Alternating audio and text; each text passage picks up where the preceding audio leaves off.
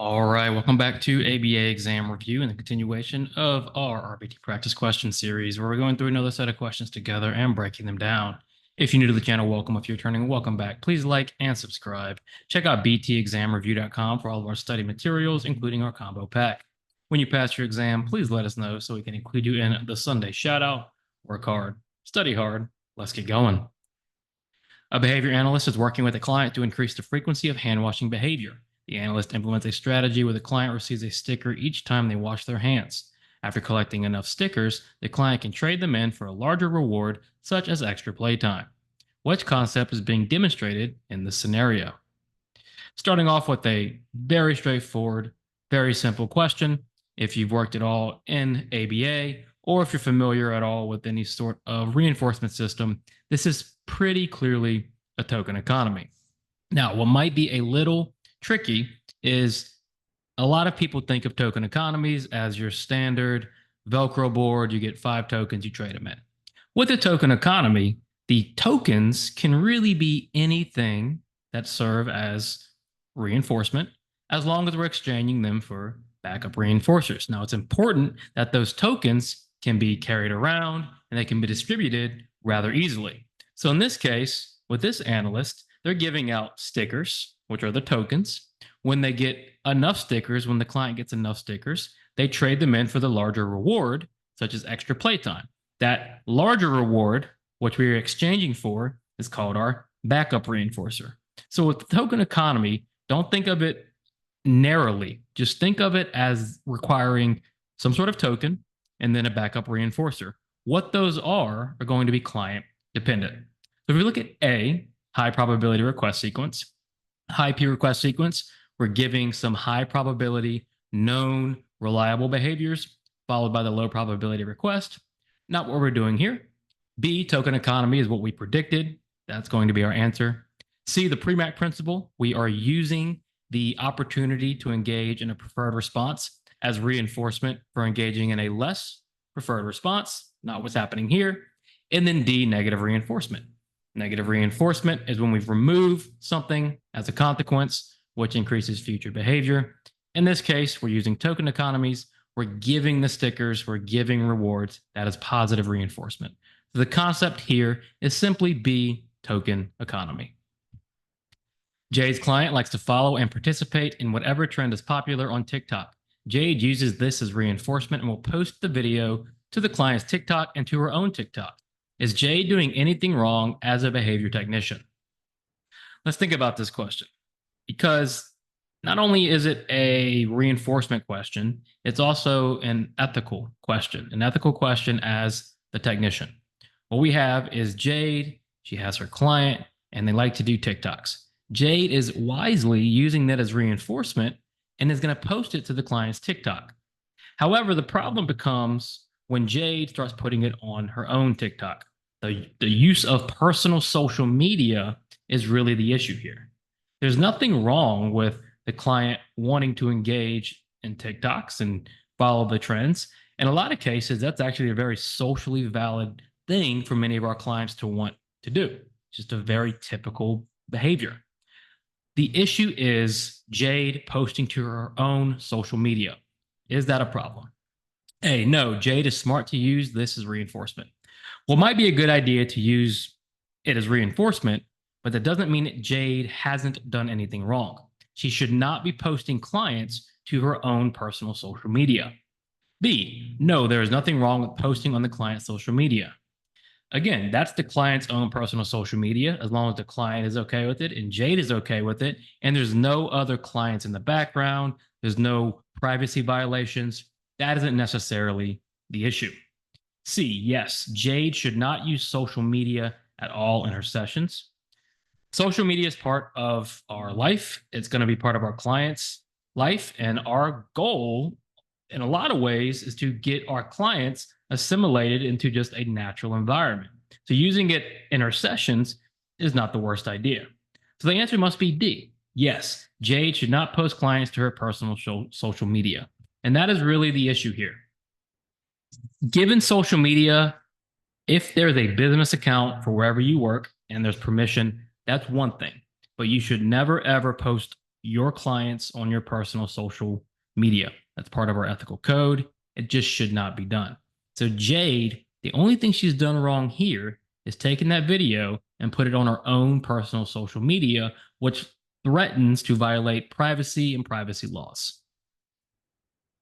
You're told to observe a client in the classroom. The teacher and school both approve and allow for a 30-minute observation session.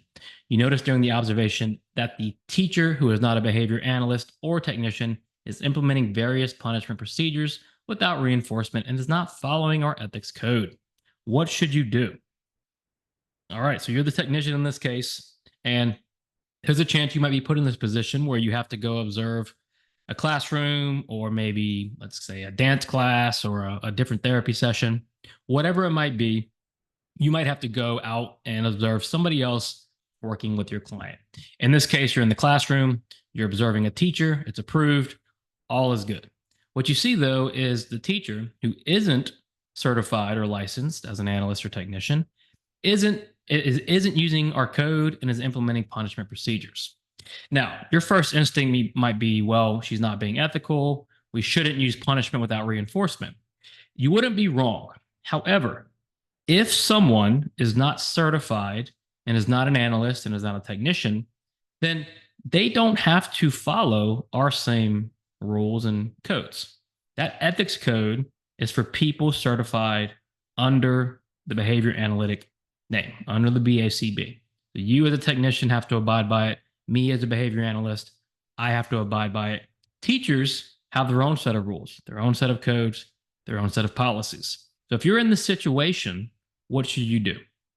A, say nothing to the teacher, but let your supervisor know. That might be surprising that you would just sit there and watch, but end of the day, it's the teacher's classroom. It's the teacher's school. You're a visitor, you're a guest, you're an observer. It is not your place to tell that teacher how to run her class. You would not want the teacher coming to your session and telling you how to run your session. And that is the long and the short of it. You say nothing to the teacher, you let your supervisor know what you observed, and then you go from there. You continue doing your observation. What about B? Address it with the teacher as soon as possible, since ethics are involved. Well, that's our ethics code. Teachers may have a different ethics code. Speech therapists may have a different ethics code. Physical therapists, on and on and on and on, right? That ethics code is written for people who are certified as analysts, as technicians. That teacher does not have to use our code. C, train the teacher on why reinforcement is important to use with punishment. It's definitely not your place as the technician to provide training, especially unsolicited training. C is not a good answer. D, contact the parents and inform them of what is going on in the classroom. It's also not your role to rat or tattletale on this teacher. It's her classroom. For all we know, she's doing a great job. You can't do a 30-minute session and say, well, she's not doing it how I would do it. It must be wrong. That is not the right way to go about it. It's not how we collaborate. So D is also a poor answer. Our answer is going to be A. And notice how we read every single answer choice. You always read every answer choice, no matter what. Claire got a four-wheel bike that she can push with her feet. As she moves around her house, she will hit walls or bump into cabinets. Slowly, she stops hitting the walls and cabinets and is now gliding freely through the house. Claire's behavior likely experienced what? All right, interesting question, a little tricky. Let's think about this. We're thinking about Claire's behavior and what did it experience. So what affected Claire's behavior? We know she has this bike. She's going around the house and she's hitting walls and bumping into cabinets. But after a while, she's no longer hitting walls and cabinets. What changed that behavior? Well, the behavior decreased, so she probably was punished or was put on extinction. Since she was engaging with the walls and bumping into cabinets, and then she stopped, her behavior was likely punished by hitting the walls and bumping into cabinets, and she stopped. She's now gliding freely through the house.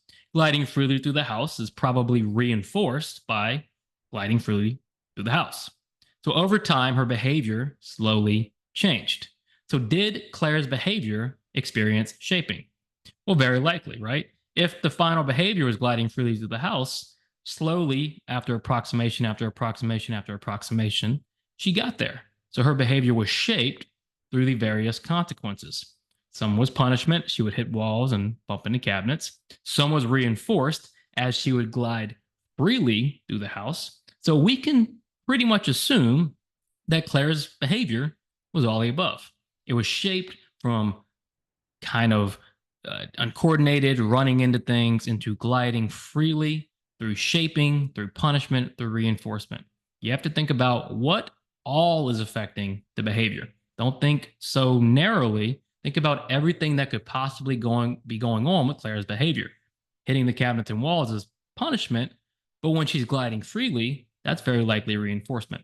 And her behavior is shaped through those approximations and through those consequences. Mike is working with a client that is typically compliant and has no history of escape. Today, however, the client suddenly stood up from their seat, ran towards the front door, and attempted to run outside. Mike is worried this might be dangerous if it happens again. What should he do as the technician? Now, we always do these type of questions because this is just what your day-to-day might be. You're going to sometimes have sessions where unexpected behaviors occur. We don't want to panic, right? That's what we're going to deal with. We're working with humans. They're unpredictable. Things change every day.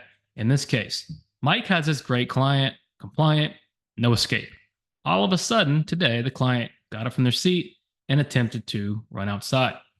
That might be very surprising for Mike. Mike just has to respond in a normal, calm way. Now, it could be dangerous. We don't want them running outside. So what should Mike do? A, discuss with the parents and ask if they want the behavior added to the treatment plan. Is it Mike's role to add or not add or discuss these things with parents without the supervisor's permission? It's not. Your role as the technician is to implement.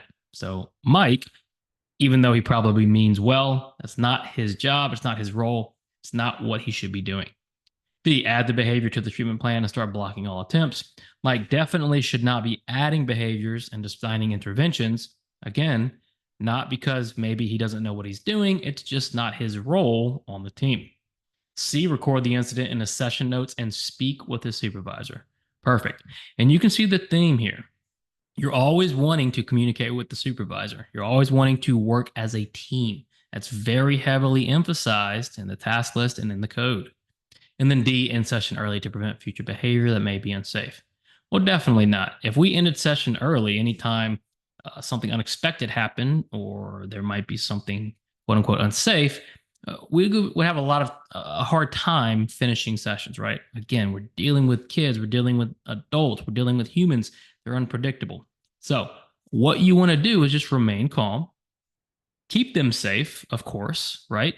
And then we want to let our supervisor know, and we're going to develop a plan from there. And don't think just because you're always talking with your supervisor that your opinion doesn't matter. Your opinion matters a whole lot, and it's all about collaboration. Thank you so much for watching. Check out btexamreview.com for all of our study materials. When you pass, let us know so we can include you in the Sunday shout out. Work hard, study hard. We'll see you soon.